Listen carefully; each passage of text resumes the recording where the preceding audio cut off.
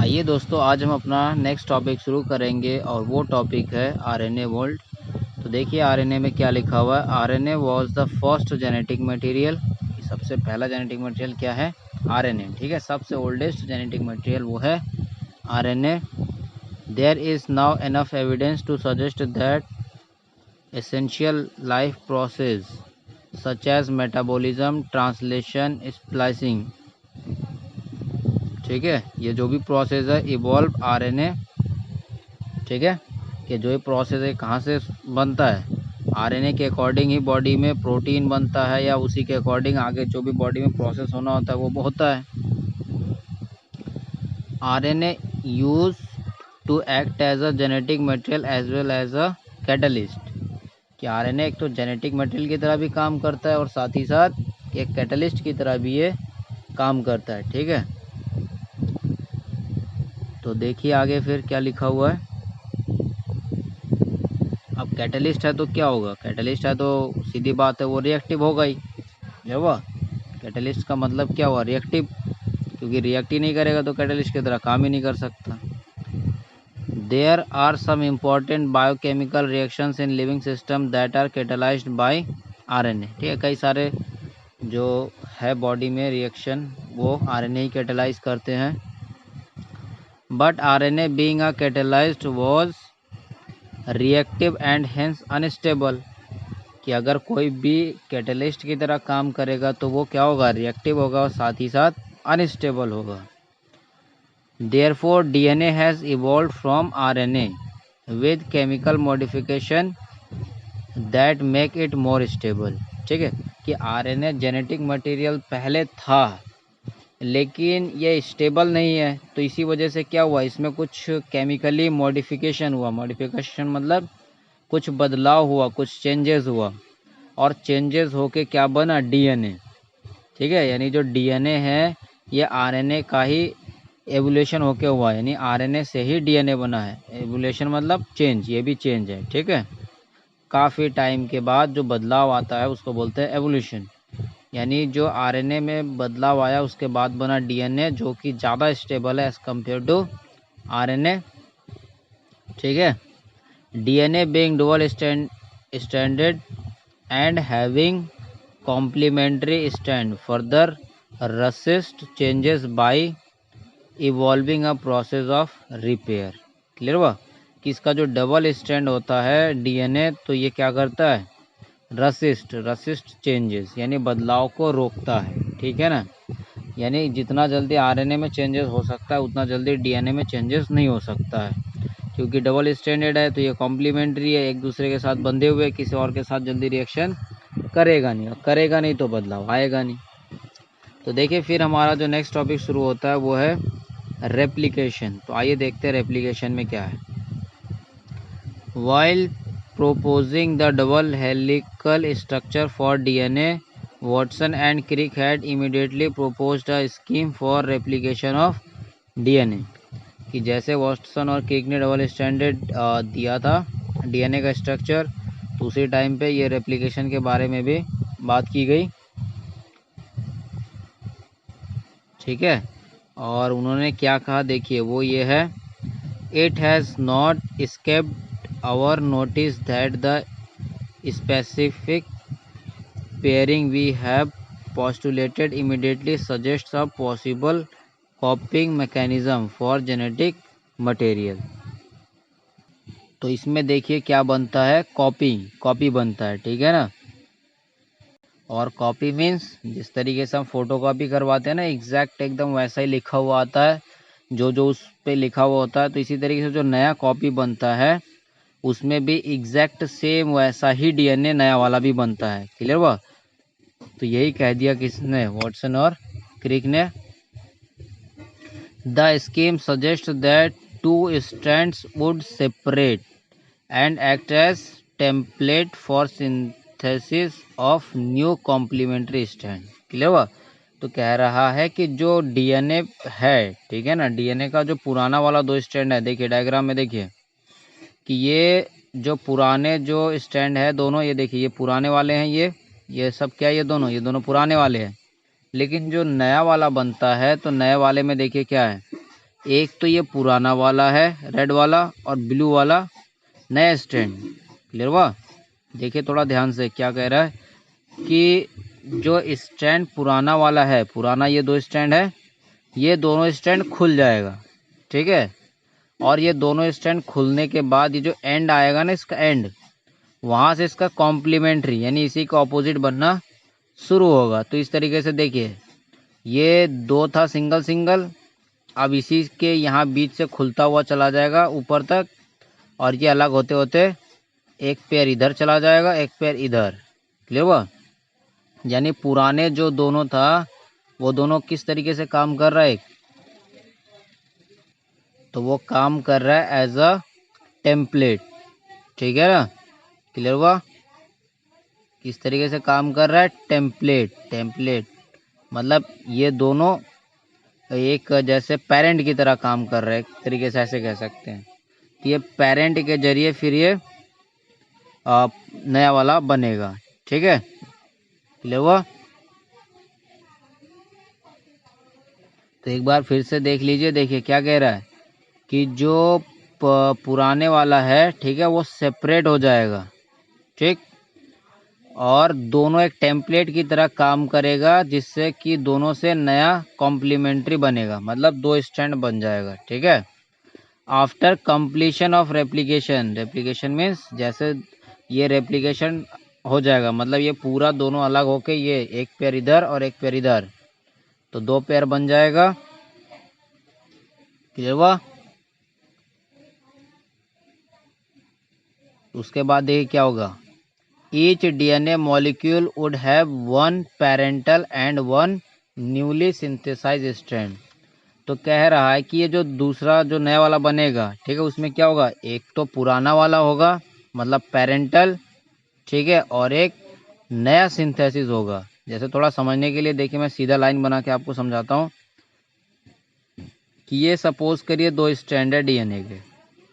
ठीक है, ये इसके बीच में ये बेस पेयरिंग है, मैं उतना सब कुछ बना नहीं रहा हूँ, केवल समझा रहा हूँ। तो ये इस तरीके से खुल गया और यहाँ से नया वाला बनना शुरू हुआ। तो नया बनते बनते बनते बनते देखिए फिर ये बन गया, फिर इधर से बनते बनते बनते इनका खुल गया और ये बन गया। तो देखिए पहले जहाँ दो स्टैंड था, अब कितने स्टैंड हो गए, चार स्टैंड हो गए। अब चार स्टैंड हो गए मतलब एक पेयर ये रहा और एक पेयर ये रहा। तो ये कहना ये चाह रहा है कि ये जो हमारा जो नया बना ना, दो पहले एक ही था, एक ही पेयर, अब दो पेयर बन गया। तो इसमें एक तो ये हमारा देखिए पुराना वाला है, एक इसमें ये वाला पुराना है, और इसमें एक ये वाला पुराना है, और एक नया बना है। ठीक है, वही कह रहा है। देखिए एक बार फिर से क्या कह रहा है कि जो नया सिंथेसिस हुआ है, ठीक है, after completion of replication each DNA molecule would have one parental, parental मतलब एक तो पुराना वाला होगा और उसमें एक नया बनेगा। This scheme was termed as semi conservative DNA replication. और ये जो भी प्रोसेस हुआ है, इस प्रोसेस को या जो तरीका था, इसमें जो कहा गया है, इन बातों को क्या नाम दिया, सेमी कंजर्वेटिव डीएनए रेप्लिकेशन। तो सेमी कंजर्वेटिव डीएनए रेप्लिकेशन का मतलब क्या है कि जो नया बनेगा, नया बनेगा नया, ठीक है, ये नया बन गया पुराने वाले से, तो ये जो नया बनेगा इसमें एक होगा पुराना वाला यानी पेरेंटल और एक न्यूली सिंथेसाइज। ठीक है, क्लियर हुआ?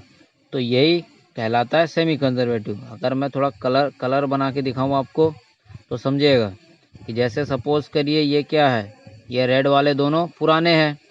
ठीक है, अब सपोज करिए ये ब्लू वाला बनना शुरू हुआ है। तो देखिए, तो जो नया बना है इसमें एक तो नया वाला यानी ब्लू वाला और पुराना वाला एक रेड वाला है। ठीक है, अब सपोज करिए फिर से, देखिए थोड़ा समझने की कोशिश कीजिएगा, क्योंकि ये बात समझ में आ जाएगा तो बहुत सारी चीज़ें क्लियर हो जाएगा। समझिएगा थोड़ा, मैं दूर दूर बना के दिखाता हूँ।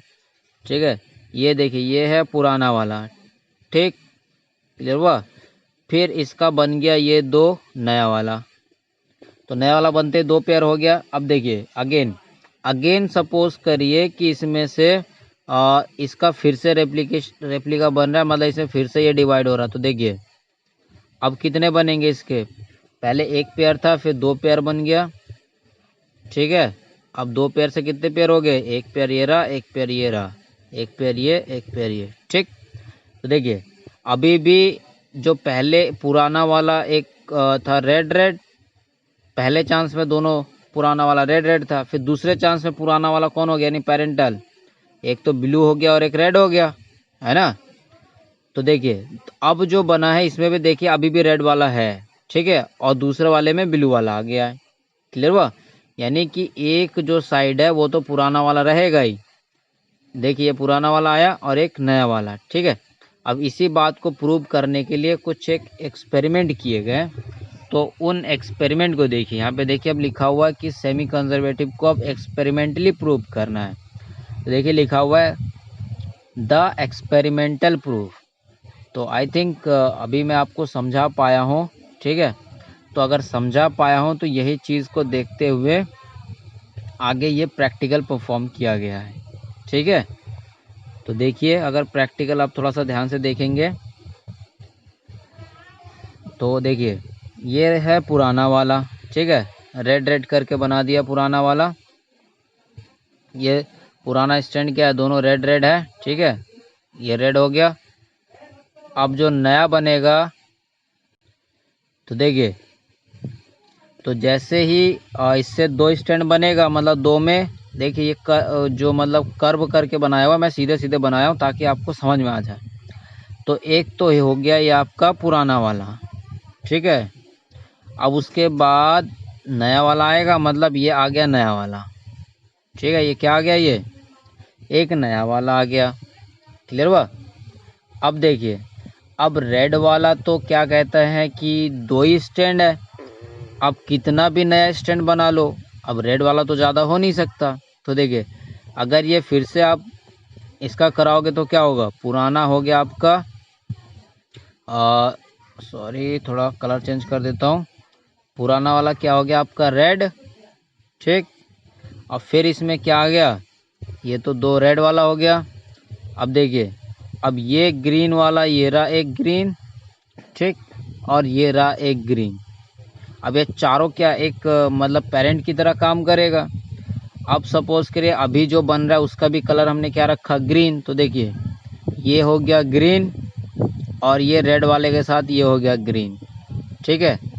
फिर ये इस वाले के साथ ये हो गया ग्रीन और इस वाले के साथ ये हो गया ग्रीन। तो देखिए रेड और ग्रीन के साथ कितने पेयर आ रहे हैं, दो पेयर, और ग्रीन ग्रीन के साथ कितने पेयर आ रहे हैं, दो पेयर, ठीक है। और यहाँ पे देखिए दो पेयर आ रहा है वो भी रेड और ग्रीन। क्लियर हुआ। अब ये रेड ग्रीन क्या है, इसको समझने के लिए अभी हम टॉपिक में देखते हैं, ठीक है, उसमें समझ में आएगा। देखिए यहाँ पे दे रखा है कि नाइट्रोजन 15, मतलब नाइट्रोजन जो आइसोटोप है, ठीक है ना, नाइट्रोजन का जो एटॉमिक मास है वो 15 के फॉर्म में भी हो सकता है और 14 के फॉर्म में भी। तो जो नाइट्रोजन 15 है उसका नाम या उसका कलर दे दिया है रेड कलर, ठीक है। तो ये देखिए जो पुराने वाले में नाइट्रोजन कौन सा है, 15, ठीक। अब इसको 20 मिनट तक छोड़ दिया और ये क्या कर दिया, अपना नया कॉपी बना लिया और उसको छोड़ा गया किस में, नाइट्रोजन 14 के कंटेनर में। किसमें छोड़ दिया गया, नाइट्रोजन 14 के कंटेनर में, ठीक है। तो यहाँ पे देखिए कलर कैसा आया, रेड। तो देखिए जो नाइट्रोजन 14 का कलर उसका दे रखा है ग्रीन और 15 का कलर है रेड। तो रेड और ग्रीन जब मिक्स होगा तो क्या होगा, कुछ ऐसा कलर दिखेगा, ठीक है, थोड़ा सा वो मतलब ब्राउन जैसा दिखेगा, ठीक। अब इसी चीज़ को अभी भी नाइट्रोजन 14 के ही कंटेनर में रखा है। तो देखिए ये जो नाइट्रोजन 14 वाला अब नाइट्रोजन 14 के साथ ही मिलेगा। तो 14 14 मतलब ये रहा 14 14 मतलब ग्रीन ही होगा। क्लियर हुआ। फिर 14 और ये रेड वाला 15, तो ये कैसा हो जाएगा, हाइब्रिड हो गया, ठीक है। फिर उसके बाद इस वाले में आइए, अब देखिए इसमें भी अगेन अगर रेड वाले के साथ ग्रीन वाला मिलेगा, क्योंकि अभी भी उसे 14 के कंटेनर में रखा हुआ है, तो रेड और ग्रीन मिल गया, तो ये हो गया आपका रेड ग्रीन, यानी इसको हम हाइब्रिड भी बोल सकते हैं। अब उसके बाद देखिए फिर दूसरा जो टेम्पलेट है वो ग्रीन है, तो ग्रीन ग्रीन मिलके क्या बना दिया, ग्रीन। तो देखिए ये तो आ गया दो कलर, एक तो आ गया ग्रीन ग्रीन और एक जो ये वाला ब्राउन। तो देखिए यहाँ पे दो कलर दिखा रखा है, क्लियर हुआ। अब ये कलर के अकॉर्डिंग ये देखिए नेमिंग भी नीचे कर दिया है, और वो नेमिंग क्या है देखिए 15-15 कि मतलब दो स्टैंड है और दोनों कैसा है 15-15। और यहाँ पे एक ही तरीके का मिला है, वो कैसा है 14 और 15 का। और यहाँ पे देखिए दो तरीके का मिला है, वो कैसा है 14-14 और 14-15। ठीक है, इन दोनों के लिए क्या नाम है रख दिया 14-14, और इन दोनों के लिए नाम रख दिया 14 और 15। क्लियर हुआ। तो देखिए यहाँ पे दो तरीके का डीएनए मिल गया। अब इस ये जो 20 मिनट के बाद ये वाला देखा गया तो इसका नाम रख दिया जनरेशन 1, और इस वाले का नाम रख दिया जनरेशन 2। ठीक है, अब इन सारे बातों को हम थ्योरी में देखेंगे क्या कैसे क्या लिखा हुआ। क्लियर हुआ। आई थिंक मैं आपको समझा पाया हूँ। और ये देखा कैसे गया, इसको देखिए separation of DNA by centrifugation, कि सेंट्रीफ्यूगेशन के थ्रू इनको देखा गया। क्योंकि देखिए जो 15 वाला है उसका वज़न कैसा होगा, ज़्यादा होगा। क्लियर हुआ। 15 का एटॉमिक मास ज़्यादा है तो मतलब उसका वज़न ज़्यादा होगा, तो वो अपने अकॉर्डिंग अलग हो जाएगा।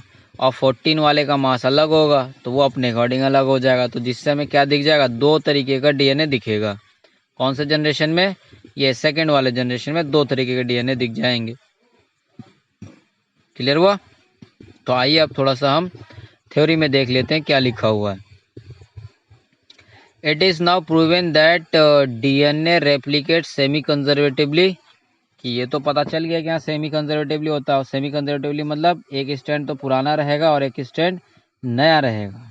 ठीक है, it was shown first in Escherichia coli, जिसको शॉर्ट में इकोलाई भी बोलते हैं, and subsequently in higher organism such as plant, कि सबसे पहले इस प्रैक्टिकल को या इस एक्सपेरिमेंट को देखा गया इकोलाई में, लेकिन बाद में इसको कुछ हायर प्लांट में भी करके देखा गया या फिर ह्यूमन सेल्स में भी करके देखा गया।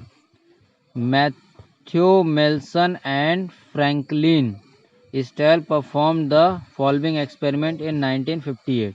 तो देखिए इन लोगों ने एक एक्सपेरिमेंट भी परफॉर्म करके देखा।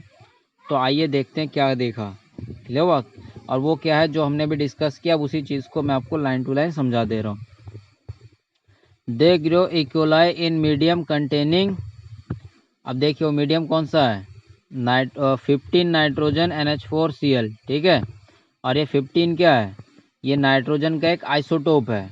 आइसोटोप आपको पता ही होगा कि same atomic number but different mass number, यानी नाइट्रोजन के ही कई रूप, एक रूप जिसमें से है नाइट्रोजन 15 और एक रूप नाइट्रोजन 14।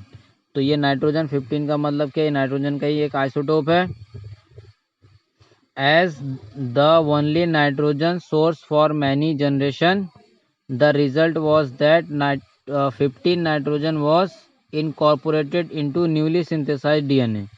तो क्या देखा कि जो ये 15 वाला नाइट्रोजन है, ठीक है, तो ये नाइट्रोजन क्या हुआ, नए वाले के साथ जुड़ गया। The result was that 15 nitrogen was incorporated with newly synthesised DNA, कि नया जो बना डीएनए उसके साथ इनकॉर्पोरेट हो गया, जुड़ गया। ठीक है, this heavy DNA molecule could be distinguished from the normal DNA by centrifugation, और इसको हम सेंट्रीफ्यूगेशन के थ्रू अलग कर सकते हैं। सेंट्रीफ्यूगेशन पता ही है कि एक मशीन होता है जो बहुत तेज़ी से घूमता है, तो अकॉर्डिंग टू वेट वो सेपरेट हो जाता है। और वो भी कौन सा है, सीजियम क्लोराइड डेंसिटी ग्रेडियंट। ठीक है, क्लियर हुआ। चलिए फिर उसके बाद देखिए यहाँ पे एक ब्रैकेट में कुछ बात लिखा हुआ, please note that 15 nitrogen is not a radio active isotope. ठीक है, ये कोई रेडियो एक्टिव आइसोटोप नहीं है। It can be separated from 14 nitrogen only based on densities. अब डेंसिटी के बेस पे अगर सेपरेट करना है तो उसके लिए एक ही मेथड है, वो है सेंट्रीफ्यूगेशन। ठीक है, चलिए आगे देखिए फिर क्या किया। Then they transfer the cells into a medium with normal और वो क्या है 14 NH4Cl and took samples at various definite time intervals as the cell multiply. Clear हुआ कि पहले तो 15 वाले में ग्रो कराया, फिर उसको ट्रांसफ़र कर दिया 14 वाले में यानी नॉर्मल में, और उसको अलग अलग टाइम इंटरवल मतलब थोड़ी देर बाद देखा गया है। ठीक है, फिर आगे देखिए क्या हुआ, and exerted the DNA that remained as double stranded helix। ठीक है, तो डीएनए में क्या होगा, डबल स्टैंडर्ड हेलिक्स ही होगा, मतलब वो जो दो कॉम्प्लीमेंट्री स्टैंड आपस में कॉइल किया हुआ है। The various samples were separated independently on CSCl gradient to measure the densities of DNA. ठीक है, तो उसमें क्या हो गया, फिर सब सेपरेट हो गया अकॉर्डिंग टू वेट। ठीक है, thus the DNA that was exerted from the culture one generation after the transfer of 15 to 14 medium had a hybrid or intermediate density।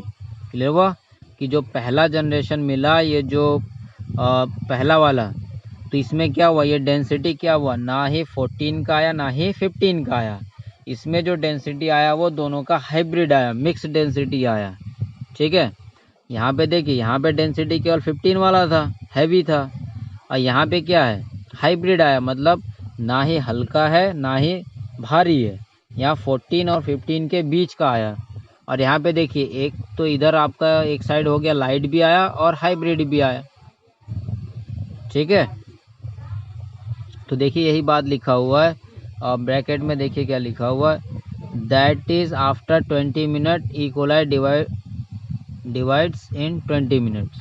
ठीक है, और ई कोलाई कितने मिनट में डिवाइड हो जाता है, 20 मिनट में, तो 20 मिनट के अंदर देखा गया। हैड अ हाइब्रिड और इंटरमीडिएट डेंसिटी, तो उसको हाइब्रिड या फिर इंटरमीडिएट बोल सकते हैं।